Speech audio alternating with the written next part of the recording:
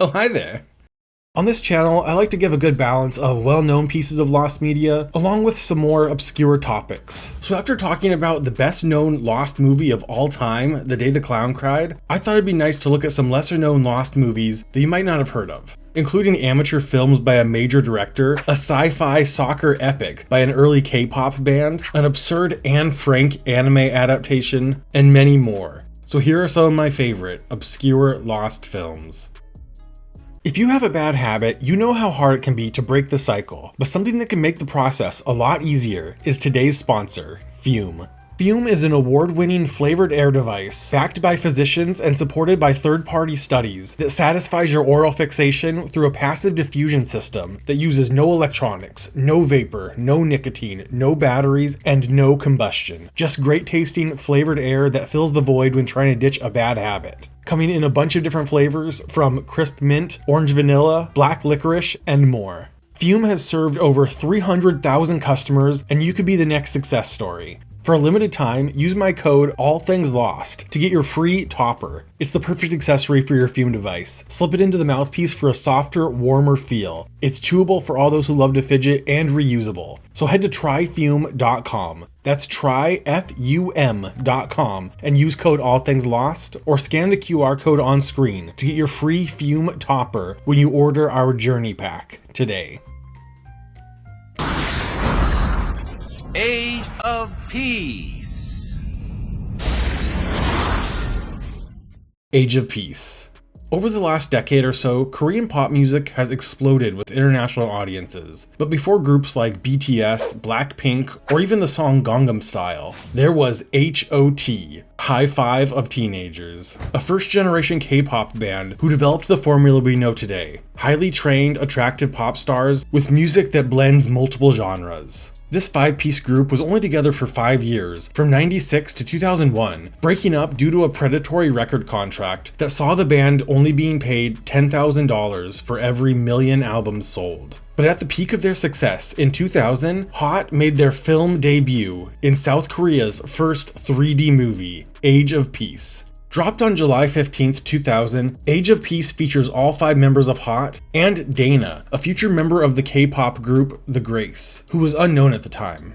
Age of Peace was filmed entirely on a green screen, with a $6 million budget in just 3 weeks, and none of the band members took acting lessons prior to shooting. They were just winging it. The plot centers around a sci-fi soccer tournament that the band has to win to prevent a war and save the princess. It's been suggested that the movie was made because South Korea and Japan were co-hosting the 2002 World Cup, but the movie came out 2 years before the event, so I'm not totally convinced these two things are related.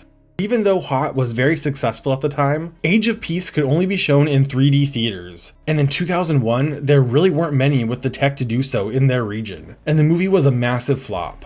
After its failed theatrical run, Age of Peace was never seen again, and the band would break up soon after. But not all is lost. Currently, we have the film's trailer, the music video for their song OPT, Operation Takeover, that includes clips from the movie, behind-the-scenes footage, and the film's soundtrack. This soundtrack included a photo book of scenes from the movie. Its contents currently can't be viewed online, but there are copies being sold. So if you decide to buy the soundtrack, make sure you scan this photo book and post it online. There are some sites that list the movie for sale, but it's always listed out of stock, and this is just something that happens sometimes with lost media. A seller knows a movie exists, so they list it for sale, hoping that they get copies when it's available, but because there are no copies, it's always out of stock. And as of now, Age of Peace is almost entirely lost. Anime Anne Frank. To commemorate what would have been her 50th birthday, in 1979, Nippon Animation and TV Asahi produced Anne no Nikki, Anne Frank Monogatari, translating to Anne's Diary, the story of Anne Frank. This would be the first ever animated adaptation of Anne Frank's famous writings she made across 2 years while hiding from the Nazis in World War II. The movie was structured with 4 of Anne's stories from her book, intercut with her time in hiding. The anime included an interview with Anne's dad, Otto Frank, and live-action footage of concentration camps. And if this wasn't strange enough, this movie was made complete with the typical anime opening and ending theme that was reportedly performed by the group Seagulls. It seems that Anne's Diary was only aired once, on September 28, 1979 at 9 p.m., and has not been seen by the public since. Only stills and promo material exists today. This, along with the Hannah Montana anime, are at the top of my list for bizarre anime adaptations that need to be found. Carbolic Soap. Edgar Wright is a British director, best known for his work on Scott Pilgrim vs. the World, Baby Driver, and his projects with actors Simon Pegg and Nick Frost on the sitcoms Spaced, Shaun of the Dead, Hot Fuzz, and The World's End. Like many before him, Wright got started as an amateur filmmaker, writing, directing, and producing movies with his friends in the late 80s and early 90s. During this time, he made the animated short I Want to Get Into the Movies, The Unparkables, Rolf Harris Saves the World, Dead Right, and Carbolic Soap. The stop-motion animated short I Want to Get Into the Movies won BBC's Going Live film contest when Wright was just 17. His winnings included a camcorder that he would use to make future movies. His short Dead Right would eventually become Hot Fuzz and has been publicly released, but Edgar Wright's other amateur films are seemingly lost. Rolf Harris Saves the World is a 5-minute long short made when Edgar was just 14, and it seems like the consensus is this movie was made because he had a friend who had a good Rolf Harris impression, and has undoubtedly aged terribly, since Rolf Harris would go on to be convicted of crimes against children. As far as I can tell, this is completely lost, and I'm convinced that the movie The Unparkables isn't even real. There is no information about it online. But the most interesting and enigmatic of Edgar Wright's early filmography is Carbolic Soap. Carbolic Soap was a 60-minute superhero parody made in 1992. Almost everything we know about this movie comes from its poster that Edgar Wright would post to Twitter after one of his old classmates stumbled across it. The only known screening was held on May 12, 1992 at Kenyon Hall. Admission was £50, and copies of the VHS were going for $7.50. And the poster includes some really great fake reviews. I laughed and laughed, then the film started. Graham is enthralling, but not in this film. About 200 VHS copies of Carbolic Soap are believed to have been sold, and we are so close to getting this one. In 2022, a VHS tape of the movie was sold on auction for £1,040, but the buyer has yet to come forward. Currently, we only have the movie's poster and hard evidence of the VHS on a 1992 interview with the British TV show Give Me Five. Margaret Thatcher naked on a cold day! Margaret Thatcher naked on a cold day! Thatcher World. In October 1993, in conjunction with her memoirs, The Downing Street Years, the BBC aired a retrospective on former Prime Minister Margaret Thatcher. One part of the series was called After Margaret, that documented her 11-year tenure over 11 programs. While it appears that most of these specials are lost, or at least not available to the public, for our purposes, I want to talk about the most interesting program of the series, the puppet film, Thatcher World. Whereas other segments seem to be mostly favorable of Thatcher, Thatcher World seems to be anything but. The movie was created by the satirical puppet series Spitting Image, marking one of the few times characters from Spitting Image were featured on the BBC, since it was owned by their competitors, ITV. Spitting Image had been making fun of Margaret Thatcher for quite some time, and already had Thatcher puppets ready to go, along with all the other political figures they might need. The cast included members of Spitting Image, Roger Blake, Stephen Coogan, Alistair McGowan, Kate Robbins, and Steve Nallo, who likely voiced Thatcher as he often would in the series. Aside from the puppets, there were members of the Jenkins family who were visiting Thatcher World. One of them played by a pre-fame Emma Bunton, best known now as one of the Spice Girls. The film takes place in a Britain of the future. A family goes on an incredible journey through the nation's newest and most exciting theme park, Thatcher World. They encounter the spitting images of Kinnock, Hattersley, Majors, Heseltine, and of course, Margaret Thatcher herself. But as scenes from her glorious years flash by, something strange begins to happen. Thatcher World only aired once, on October 24th, 1993. Currently, all we have is the title sequence from the show and a channel indent featuring the terrifying puppet. New Jersey Turnpikes.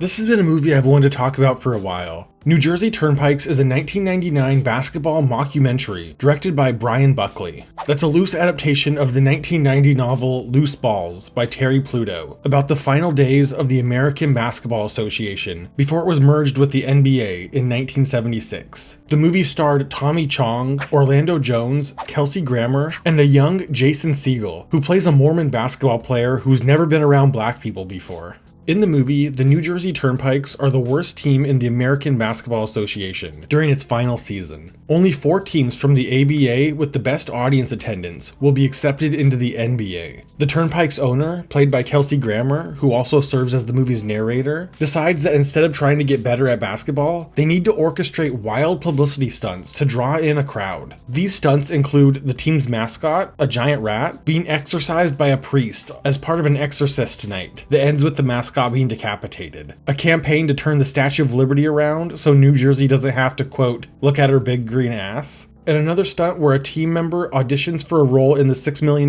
Man, leading to an actual fight with the $6 Million Man himself, Lee Majors. And it seems like making this movie was the easy part. Due to new management at Universal Studios, the company was not interested in the movie, but were also weary of selling its distribution rights. Universal had previously sold the rights to Shakespeare in Love to Miramax, and the movie became a critical and commercial success, winning 7 Academy Awards and making $290 million on a $25 million budget. Because of this, they were unwilling to sell other movies to their competitors, preferring to take a loss on the movie rather than giving someone else a win. Something we'd actually seen pretty recently with Warner Brothers and the movie Coyote v. Acme. New Jersey Turnpikes was seen by test audiences in 1998, but didn't do well, and Universal demanded reshoots, without the involvement of its director, Brian Buckley. But unbeknownst to Universal, Buckley debuted his own cut of the movie at the Tribeca Film Festival, and it was reviewed by a couple outlets. Universal was furious, especially with the movie being publicly reviewed before they even knew if they wanted to release it. The whole mess led to a lawsuit. But there always seemed like there was still potential for the movie to be officially released someday. But the final nail in the coffin was the 2008 Will Ferrell vehicle, Semi-Pro, a basketball comedy with an eerily similar plot. But the worst part is that Semi-Pro kind of proved Universal was right. Even with Will Ferrell's unstoppable star power in the 2000s, Semi-Pro only made $43 million on a $55 million budget, and it's likely that New Jersey Turnpikes would have fared worse. It's believed that the movie is held in Universal's archives, with no plans of releasing this already 26-year-old film.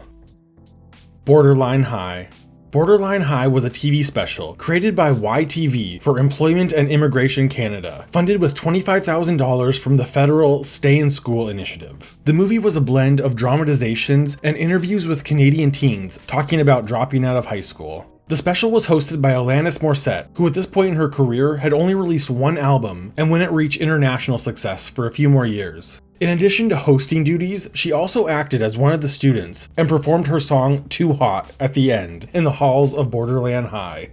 The TV special aired regularly between June and July of 1992 at the 9 p.m. time slot. Listings have been found in the TV guides for British Columbia, Ancaster, Ontario, and Prince George. No clips of the movie are known to exist, but chances are good that someone recorded Borderland High off Canadian television in the early 90s.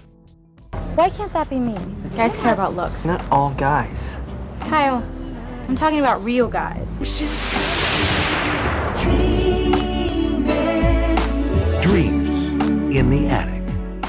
Dreams in the Attic is an unaired movie from 2000, written by Carol Johnston and directed by Bob Willems. It's best known as one of the last movies by Shelley Duvall, and lesser known as one of the first starring roles of Haley Duff, before her sister Hilary Duff was cast in Lizzie McGuire. Shelley Duvall plays Nellie, a costume shop owner, and Haley Duff plays Jessica, her niece, who works for her at the costume store. In the attic of the shop is a magic trunk that's costumes grant the dreams of whoever wears them. Jessica's big dream is fulfilled by the magic trunk when the coolest guy in school becomes her boyfriend, but she soon realizes he's not that great. The movie was shown off to potential buyers, including Disney and many others, hoping for a 2000 to 2001 release date, but everyone turned it down. Almost all the information we know about this movie comes from an old school fan blog made by a man going by the alias Bro Bob, who claims to have worked on the movie. The site provides behind the scenes photos, the movie's poster, and a link to its trailer. On why it wasn't picked up, Bob wrote, "The film was quite a bit different from the original script I had seen, and it was kind of a rough edit. It probably should have been a bit more fine-tuned before it was shown to potential buyers."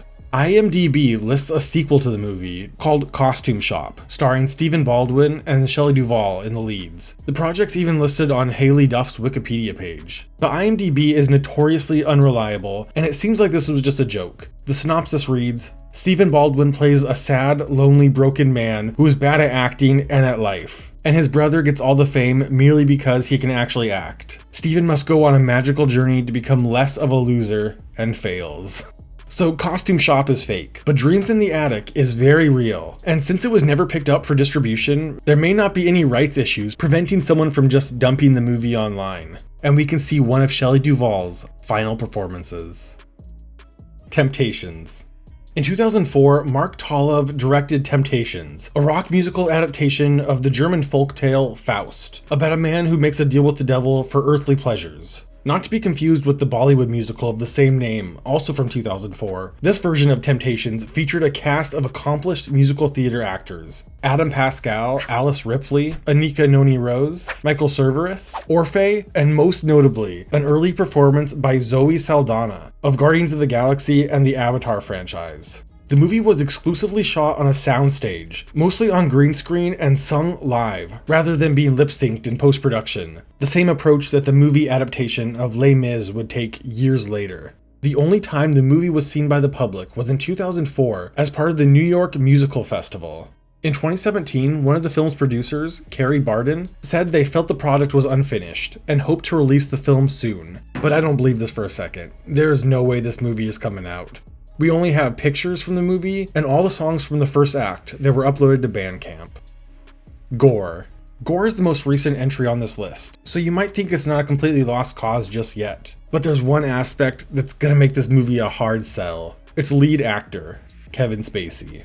Spacey went from one of the most revered actors of a generation, with acclaimed performances in The Usual Suspects, American Beauty, and Seven, and a career resurgence with House of Cards in the 2010s, to being one of the most reviled, when in 2017, serious allegations were levied against Spacey for sexual misconduct against minors over the course of his entire career. As a result, his character was killed off in House of Cards, he was removed and recast in Ridley Scott's All the Money in the World at a cost of $10 million, and the Billionaire Boys Club that decided to leave Spacey in the movie was a major flop, partially due to the presence of the disgraced actor. And while their decision to keep Spacey in the movie was partially due to him being a minor character in the movie, the same reason he was able to be recast in All the Money in the World, the 2017 film Gore didn't have the same option. Produced by Netflix, Gore was about the controversial author and politician Gore Vidal, with Kevin Spacey playing the titular character.